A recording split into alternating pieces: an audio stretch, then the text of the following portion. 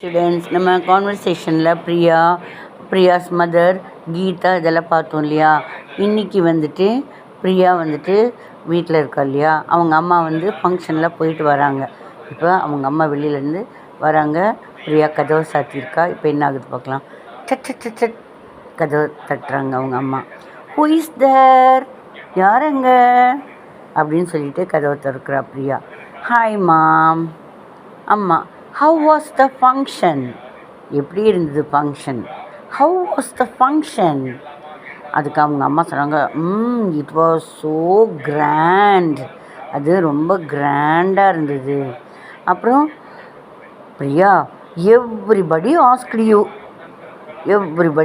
About you, உன்னை பற்றி தான் எல்லோரும் கேட்டாங்க, ஒவ்வொருத்தரும் உன்னை பற்றி தான் கேட்டாங்க.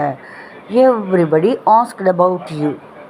அப்போது பிரியா சொல்கிறா, லீவ் இட்மா, விடுமா, அதெல்லாம் பெரிய விஷயமே இல்லை, விட்டு தள்ளுமா அப்படிங்கிறதுக்கு லீவ் இட்மா அப்படின்னு சொல்கிறாங்க.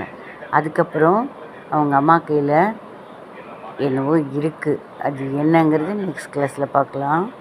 ப்ளே லிஸ்ட்லேயும் போடுறேன் பாருங்கள். பிடிச்சிருக்குன்னா நீங்கள் லைக் பண்ணலாம், சப்ஸ்கிரைப் பண்ணலாம். தேங்க்யூ.